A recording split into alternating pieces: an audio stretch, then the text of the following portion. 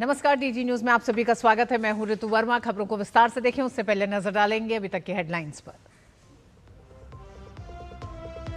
संसद को लगातार बाधित कर रहा है विपक्ष। लोकसभा में बैंककार बहिसाक्ष्य विधेयक 2026 को ध्वनि मत से पारित किया। राज्यसभा की कार्रवाई जारी।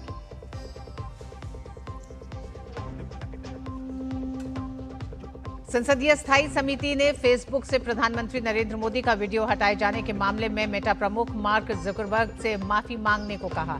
3 दिन में माफी नहीं मांगने पर जुकरबर्ग को संरक्षण और छूट हो सकती है वापस।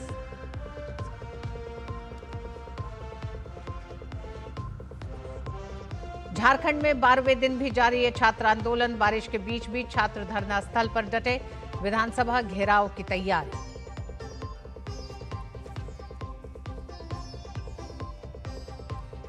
केंद्रीय मंत्री जेपी नड्डा ने असम के बाढ़ प्रभावित इलाकों का किया दौरा। हर संभव मदद का दिया भरोसा। केरलम में बारिश के बीच बाढ़ और भूस्खलन से हालात गंभीर।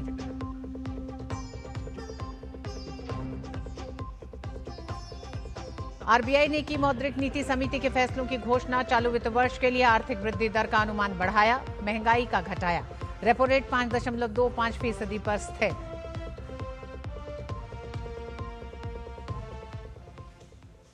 संसद के मॉनसून सत्र में विपक्ष का हंगामा थमने का नाम नहीं ले रहा। बुधवार को भी हंगामे की वजह से सदन की कार्रवाई को कई बार स्थगित करना पड़ा। लोकसभा की कार्रवाई दोपहर 2 बजे फिर शुरू हुई, लेकिन 20 मिनट के बाद गुरुवार सुबह 11 बजे तक के लिए स्थगित कर दी गई। 2 बजे सदन की कार्रवाई शुरू हुई तो विपक्ष ने हंगामा करना फिर शुरू कर दिया। लोकसभा में विपक्ष के हंगामे के बीच पीठासीन अधिकारी जगदम्बिका पाल ने लगातार विपक्षी सदस्यों से संसदीय मर्यादाओं और नियमों का पालन करते हुए सदन की कार्रवाई में भाग लेने की अपील करते रहे। Let us, you should allow to run 0 hour. 0 hour is very important. 2 दिन से आप न क्वेश्चन आवर चलने दे रहे हैं, न 0 आवर चलने दे रहे हैं। आखिर सदन की मर्यादा है, पार्लियामेंट्री डेमोक्रेसी है। आप क्वेश्चन आवर नहीं चलेंगे, 0 आवर नहीं चलेगा। आखिर what for you have been elected? If you are accountable to the people of the state. Lok Sabha में संसदीय कार्य मंत्री किरण रिजिजू ने भी विपक्ष से संसदीय परंपराओं और नियमों का पालन करते हुए सदन की कार्रवाई सुचारू रूप से चलाने में सहयोग करने की अपील की।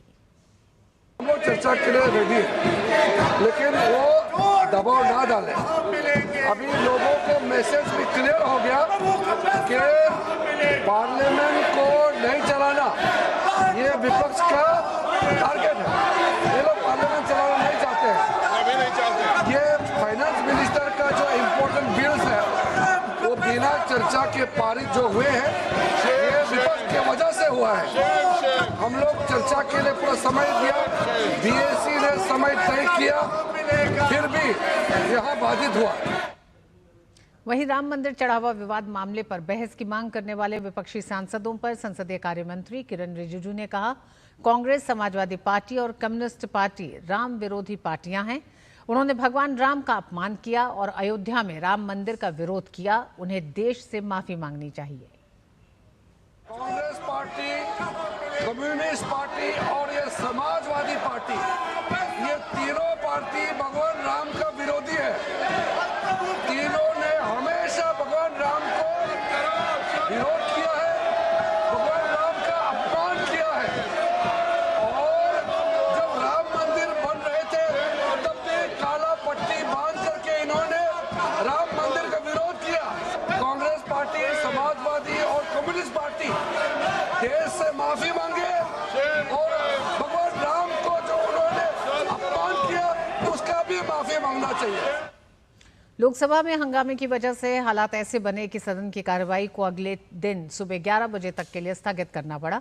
हालांकि तमाम हंगामों के बीच लोकसभा में बैंकाकार बहिसाक्ष्य विधेयक 2026 को ध्वनि मत से पारित कर दिया गया। पक्ष में है वो हाँ कहें,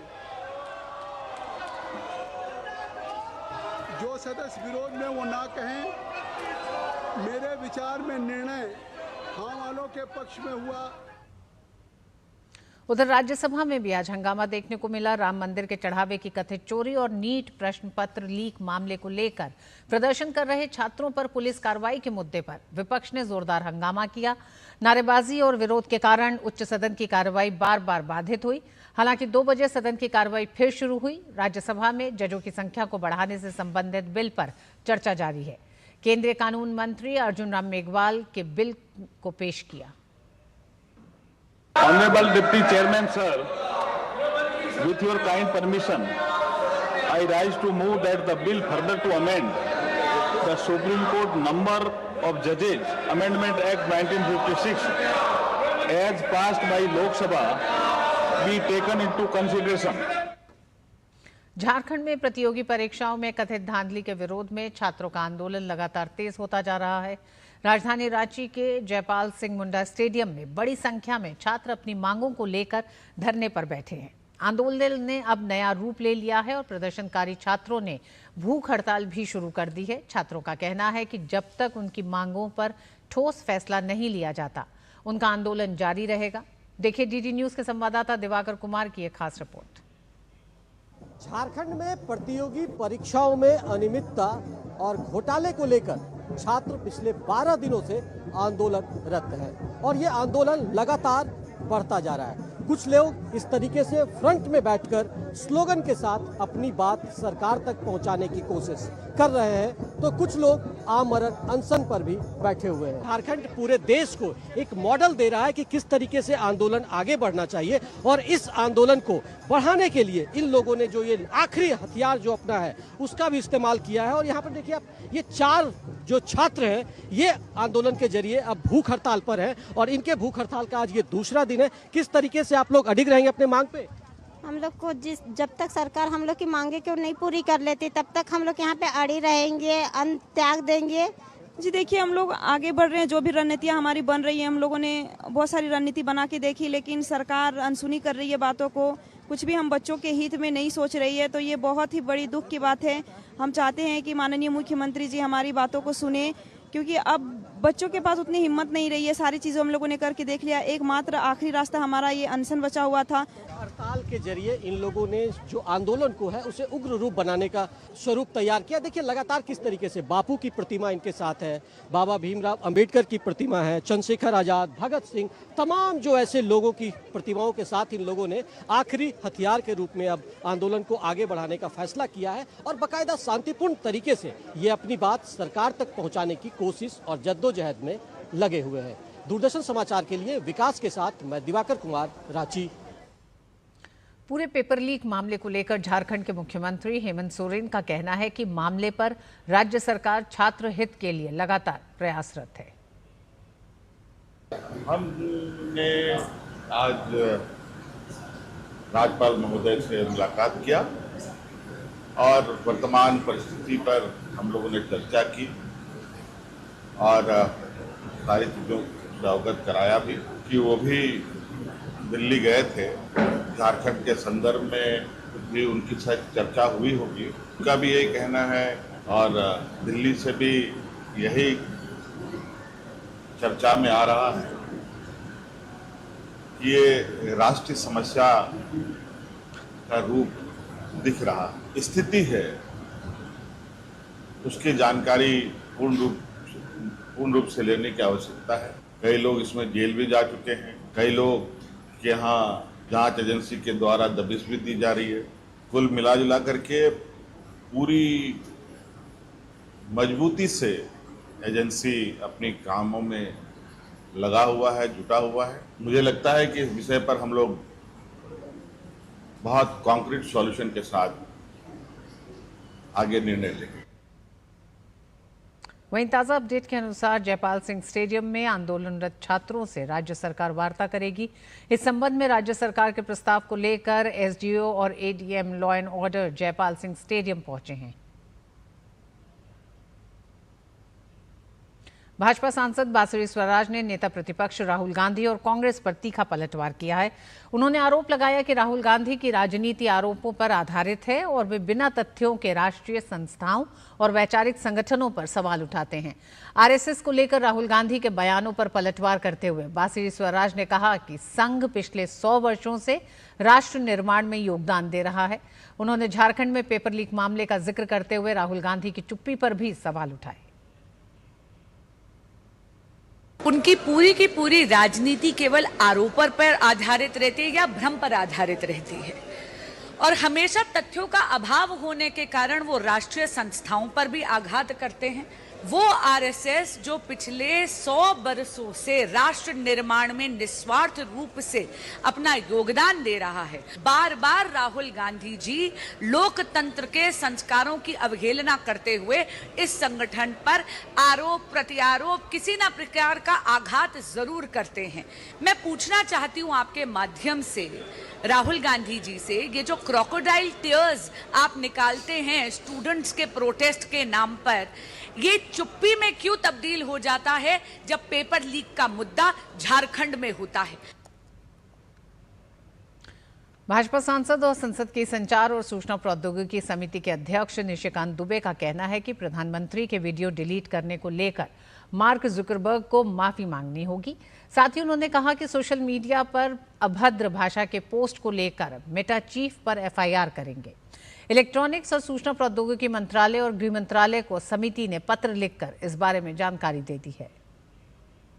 हमारी कमेटी ने जो परसों बैठक ली थी, उस बैठक में हमारी कमेटी ने पत्र लिखा है मिनिस्ट्री ऑफ आईटी को और मिनिस्ट्री ऑफ होम अफेयर्स को कि प्रधानमंत्री जी का जो वीडियो उन्होंने डिलीट किया वो इंटरमीडियरी का काम नहीं है, वो पब्लिशर का काम है और इस नाते जकरबर्ग को जो है 3 दिन के अंदर माफी मांगनी होगी। यदि माफी नहीं मांगेंगे तो उनके ऊपर जो जितने भी सोशल मीडिया प्लेटफॉर्म है उनको जो सेफ हार्बर दिया हुआ है हमने, जिसका कि वो गलत फायदा उठाते हैं, सेफ हार्बर खत्म कर देंगे। अब जितने गाली गलौज मार पीट उल्टे सीधे चीजें सोशल मीडिया प्लेटफॉर्म पर आती हैं, जिस किसी के खिलाफ आती है वो सभी मेटा चीफ के खिलाफ जो एफआईआर करेंगे, पूरे देश भर में एफआईआर की बाढ़ आ जाएगी और उसके बाद सभी सलाखों के पीछे होगी। लोकसभा सचिवालय ने इलेक्ट्रॉनिक्स और सूचना प्रौद्योगिकी मंत्रालय के सचिव एस कृष्णन को पत्र भेजा है, जिसमें 3 अगस्त की संसदीय स्थायी समिति की बैठक के दौरान उठाए मुद्दों का जिक्र किया गया है। समिति ने मेटा प्रमुख मार्क जुकरबर्ग से सार्वजनिक माफी की मांग दोहराई।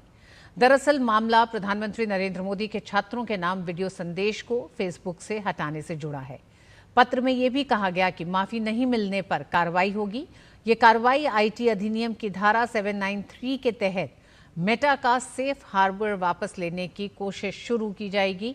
प्रक्रिया शुरू की जाएगी। कंपनी को मिली कानूनी सुरक्षा समाप्त करने पर विचार भी हो सकता है। उत्तर प्रदेश विधानसभा के मानसून सत्र में हंगामे को लेकर सियासत तेज हो गई है। मुख्यमंत्री योगी आदित्यनाथ ने समाजवादी पार्टी पर लोकतांत्रिक परंपराओं की अनदेखी करने और सदन की कार्रवाई बाधित करने का आरोप लगाया है।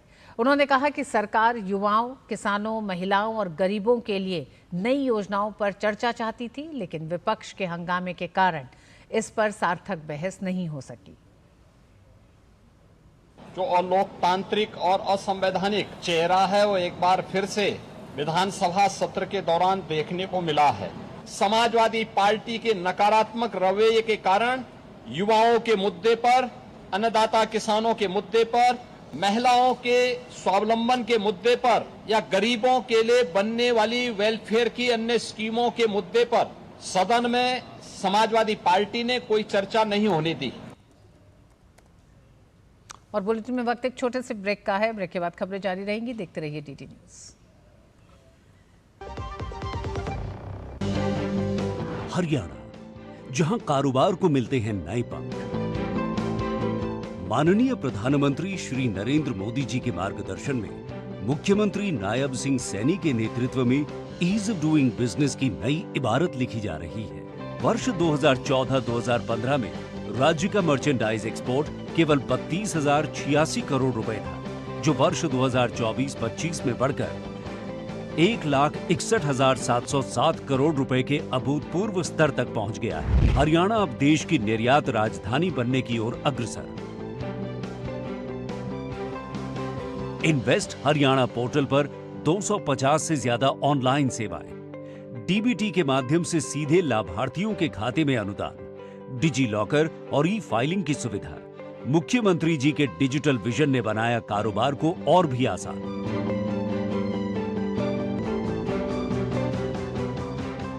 164 दंडात्मक प्रावधानों को अपराध की श्रेणी से बाहर करना, 7 दिनों में पानी का कनेक्शन, 15 दिनों में बॉयलर निर्माता का रजिस्ट्रेशन।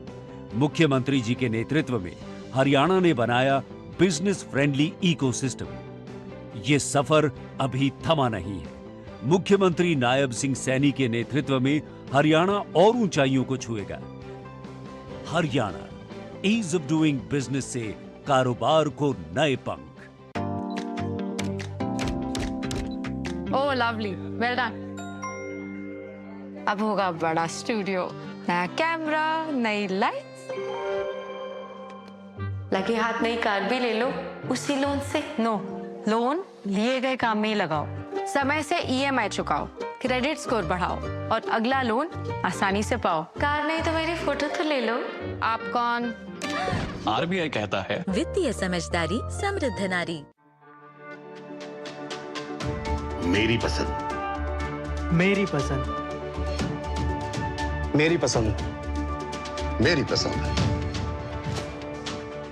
हमारी पसंद, हम सबकी पसंद। मजबूत देश का मजबूत सरिया हो गया स्टील। राष्ट्रपति द्रौपदी मुर्मू का 3 दिवसीय ओडिशा दौरा आज संपन्न हो गया। यात्रा के अंतिम दिन वो बेहरामपुर से विशेष ट्रेन के जरिए भुवनेश्वर पहुंची और इसके बाद दिल्ली के लिए रवाना हो गई।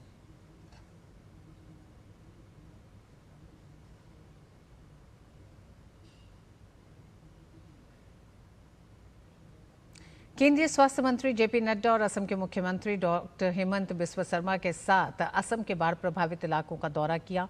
केंद्रीय मंत्री ने राज्य के शिवसागर जिले के बिहुबोर नेपाली घूटी में बाढ़ प्रभावित इलाकों स्थलीय और हवाई सर्वे किया। इस दौरान केंद्रीय मंत्री ने बाढ़ प्रभावितों से बातचीत की और हर संभव मदद का भरोसा दिलाया।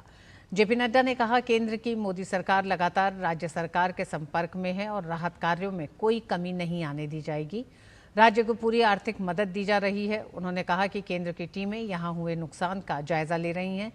पुनर्वास के कामों में भी युद्ध स्तर पर पूरा काम किया जा रहा है। जो नुकसान हुआ है ये बहुत ही दुखदाई है और सामान्य मानवीय को बहुत तकलीफ हुई है, लेकिन मैं भारत सरकार की ओर से, प्रधानमंत्री मोदी जी की ओर से आपको और हेमंत दा को विश्वास दिलाना चाहता हूं कि राहत में कोई भी कमी नहीं रहेगी, कोई भी कसर नहीं रहेगी। हर तरीके से राहत पहुंचाने का काम हेमंत बिस्वा शर्मा जी के नेतृत्व में यहाँ चल रहा है। उसमें आर्थिक दृष्टि से जो भी मदद होनी है प्रधानमंत्री मोदी जी की तरफ से वह मदद पूरी की पूरी मिलेगी। केरल में लगातार हो रही मूसलाधार बारिश के बीच बाढ़ और भूस्खलन से हालात कई जिलों में गंभीर बने हुए हैं। अब तक 20 लोगों की मौत हो चुकी है, जबकि 5 लोग अभी भी लापता है। फिलहाल 18,000 लोग राहत शिविरों में रह रहे हैं। 1 से 4 अगस्त के बीच राज्य में 205.8 मिलीमीटर बारिश दर्ज की गई, जबकि इस अवधि में सामान्य बारिश 73.2 मिलीमीटर होती है। यानी सिर्फ 4 दिनों में राज्य में सामान्य से 181% अधिक बारिश हुई है। सबसे ज्यादा बारिश पतनमतिट्टा में दर्ज की गई, जहां सामान्य से 454% अधिक वर्षा हुई है।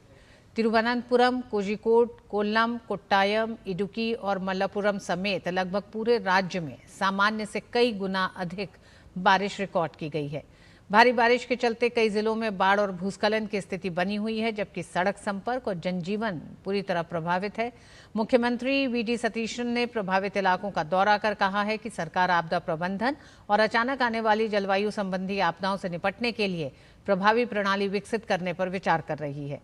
राज्य सरकार ने राहत कार्य तेज करते हुए प्रभावित परिवारों के लिए तत्काल आर्थिक सहायता का भी ऐलान किया है। आरबीआई गवर्नर संजय मल्होत्रा की अध्यक्षता में हुई 3 दिवसीय मौद्रिक नीति समिति की बैठक में लिए गए फैसलों की आज घोषणा की गई। आरबीआई गवर्नर ने बताया कि इस बार भी रेपो रेट में किसी तरह का कोई बदलाव नहीं किया गया है और इसे 5.25% पर स्थिर रखा गया है। Monetary Policy Committee met for its third bi-monthly meeting of this financial year after a detailed assessment of the evolving macroeconomic and financial developments as well as the outlook. The MPC decided unanimously to keep the policy repo rate unchanged at 5.25%. Consequently, the SDF rate shall remain unchanged at 5% and the MSF rate and the bank rate at 5.5%. RBI governor ने कहा कि भारत दुनिया की सबसे तेजी से बढ़ती बड़ी अर्थव्यवस्था बना हुआ है। महंगाई के मोर्चे पर आरबीआई ने आम लोगों को बड़ी राहत दी है। आरबीआई गवर्नर ने कहा कि इस साल के लिए सीपीआई महंगाई दर अब 5% रहने का अनुमान है, जो हमारे पहले के अनुमानों से 10 बेसिस पॉइंट कम है। Growth continues to be supported by the resilient domestic demand, sustained expansion in manufacturing and services activity, and robust exports. It reaffirms India's position as the world's fastest growing major economy. To sum up, the MPC noted that even though headline inflation is projected to increase, it is primarily on account of supply side pressures caused by food and fuel. It is not getting broad-based. Core inflation continues to remain moderate, and it is expected to decline after peaking in Q3. 5 अगस्त 2019 को जम्मू कश्मीर के इतिहास में एक नए अध्याय की शुरुआत हुई थी। इस दिन प्रधानमंत्री मोदी के नेतृत्व में संसद ने अनुच्छेद 370 और 35A को खत्म कर दिया था। इस ऐतिहासिक फैसले के बाद जम्मू कश्मीर में विकास की नई कहानी लिखी जा रही है। बीते 7 वर्षों में जम्मू कश्मीर में पर्यटन, निवेश और शिक्षा समेत तमाम क्षेत्रों में सकारात्मक बदलाव साफ देखने को मिले हैं। देखिए ये रिपोर्ट। 7 साल पहले जम्मू कश्मीर में अनुच्छेद 370 हटने के साथ ही वहां एक नए युग की शुरुआत हुई। 5 अगस्त 2019 को देश ने प्रधानमंत्री नरेंद्र मोदी के नेतृत्व में सही मायनों में एक विधान, एक निशान और एक संविधान की संकल्पना को पूरे होते देखा। मोदी सरकार के इस एक फैसले ने जम्मू कश्मीर में न सिर्फ अलगाववाद को जड़ से उखाड़ने का काम किया, बल्कि वहां तरक्की की भी नई इबारत लिखी। दरअसल 5 अगस्त 2019 को संसद ने अनुच्छेद 370 और 35A को हटाने की मंजूरी दी। इसके साथ ही नोटिफिकेशन के जारी होते ही अक्टूबर 2019 से जम्मू कश्मीर और लद्दाख को 2 अलग केंद्र शासित प्रदेशों के रूप में पुनर्गठित कर दिया गया। इसके साथ ही केंद्र सरकार के करीब 170 कानून जो यहाँ लागू नहीं होते थे, वो इस क्षेत्र में लागू कर दिए गए। साथ ही राज्य के 334 कानूनों में से 164 को निरस्त किया गया और 167 कानूनों को भारतीय संविधान के अनुरूप अनुकूलित किया गया। अनुच्छेद 370 से मिली आजादी के बाद घाटी में लोकतांत्रिक व्यवस्था भी काफी मजबूत हुई है। वहां हुए तमाम चुनावों में लोगों ने बढ़ चढ़कर हिस्सा लिया है। इस ऐतिहासिक बदलाव के बीच वाल्मीकि समुदाय, गोरखा लोगों और पश्चिमी पाकिस्तान के शरणार्थियों को पहली बार राज्य के चुनाव में मतदान का अधिकार मिला। नए मूल निवासी कानून के तहत 15 वर्ष से रहने वाले व्यक्ति आदिवासी माने गए। साथ ही राज्य से बाहर विवाह करने वाली लड़कियों और उनके बच्चों के अधिकारों का संरक्षण सुनिश्चित हुआ। इसके अलावा आयुष्मान भारत और पीएम किसान योजना का लाभ अब सीधे लाभार्थियों तक पहुंच रहा है। 2019 के बाद आफ्टर एब्रोगेशन ऑफ 370 हमें एक बहुत बड़ा बदलाव दिखा। बदलाव तरक्कियात का, बदलाव बेहतर दिनों का, बदलाव अच्छे एजुकेशन का, बदलाव एम्प्लॉयमेंट पैकेजेस का और बदलाव कहीं न कहीं एक बेहतर मुस्तकबिल को संवारने का। पिछले कुछ वर्षों में निवेशकों का भरोसा बढ़ने से जम्मू कश्मीर की अर्थव्यवस्था में ऐतिहासिक उछाल आया है। 2020 से पहले यहाँ सिर्फ 69 अप्रोक्सीमेटली रजिस्टर्ड स्टार्टअप्स थी, लेकिन अभी की अगर बात की जाए फाइनेंशियल ईयर 25-26 की तो अप्रोक्सीमेटली 1800% जो है बूम हुआ है स्टार्ट परसेंट। उसमें आप देख सकते हो कि 1800 से ज़ायद स्टार्टअप्स नए रजिस्टर्ड हुए। वहीं इस सुधरती स्थिरता और बेहतर माहौल ने स्थानीय युवाओं के भविष्य को भी संवारा है। जहां 7 दशकों में मात्र 8,000 करोड़ रुपए का निवेश आया था, वहीं पिछले कुछ वर्षों में यह बढ़कर लगभग 18,000 करोड़ रुपए तक पहुंच गया। दूसरी तरफ पिछले 4 वर्षों में ही स्वरोजगार योजना के तहत 9,81,000 से अधिक लोगों को रोजगार के नए अवसर प्रदान किए गए हैं। कृषि अर्थव्यवस्था को बढ़ावा देते हुए कश्मीरी केसर को जीआई टैग मिला और सेब के लिए लागू इंटरवेंशन स्कीम से बाजार में कीमतें स्थिर हुईं। घाटी में सुरक्षा व्यवस्था सुधरने का सबसे बड़ा असर पर्यटन उद्योग पर दिख रहा है। 2024 में इतिहास में सबसे ज्यादा 2.3 करोड़ से अधिक पर्यटकों का आगमन दर्ज किया गया, जो जमीनी स्तर पर लौटती शांति का सबसे बड़ा प्रमाण है। इसके साथ ही इंफ्रास्ट्रक्चर के मोर्चे पर 80,000 करोड़ रुपए की 63 प्रमुख विकास परियोजनाओं में से 53 पूरी हो चुकी हैं। चिनाब नदी पर बना विश्व का सबसे ऊंचा रेल पुल प्रधानमंत्री मोदी के नेतृत्व में जम्मू कश्मीर में हुए विकास का बेहतरीन उदाहरण बनकर उभरा है। इस दौरान नए स्वीकृत 50 कॉलेजों में से 48 को चालू कर दिया गया है। साथ ही 7 नए मेडिकल कॉलेज और 5 नए नर्सिंग कॉलेजों को मंजूरी दी गई। इंफ्रास्ट्रक्चर के मोर्चे पर रामबाग फ्लाईओवर खोला गया। आईआईटी जम्मू को अपना कैंपस मिला और ऑल वेदर कनेक्टिविटी के लिए सुरंगों का भी नया जाल बिछा है। वहीं गुलमर्ग में भारतीय शीतकालीन खेलों का सफल आयोजन किया गया। सुरक्षा व्यवस्था में आए इस क्रांतिकारी सुधार ने यहां आम जनजीवन और आर्थिक गतिविधियों को पूरी तरह पुनर्जीवित कर दिया है। प्रतिवर्ष होने वाली हजारों पत्थरबाजी की घटनाएं अब बीते दिनों की बात हो चुकी है। ऐसे में अनुच्छेद 370 हटने के बाद आज जम्मू कश्मीर भय मुक्त होकर विकास की नई ऊंचाइयों को छू रहा है। Bureau report, DD news. और 7 साल पहले आज ही के दिन यानी 5 अगस्त 2019 को केंद्र सरकार ने बड़ा ऐतिहासिक निर्णय लेते हुए जम्मू कश्मीर से अनुच्छेद 370 को और 35A को निरस्त कर दिया था। आज उस फैसले के 7 साल पूरे होने पर पीएम मोदी ने एक्स पर पोस्ट कर कहा कि अनुच्छेद 370 और 35A हटने से जम्मू कश्मीर और लद्दाख के लोगों के लिए एक नए निर्णायक अध्याय की शुरुआत हुई और यहाँ के लोगों के जीवन में व्यापक बदलाव आए। पीएम मोदी ने डॉक्टर श्यामा प्रसाद मुखर्जी को भी याद कर कहा कि 5 अगस्त का महत्व और भी बढ़ जाता है क्योंकि इसी साल देश उनकी 125वीं जयंती मना रहा है। उनका सपना 5 जुलाई 2019 को साकार हुआ। पीएम ने कहा कि 370 हटने से शिक्षा, स्वास्थ्य, उद्यमिता और खेल जैसे क्षेत्रों में अवसर बढ़े और महिलाओं और वंचितों को बुनियादी संवैधानिक अधिकार मिले।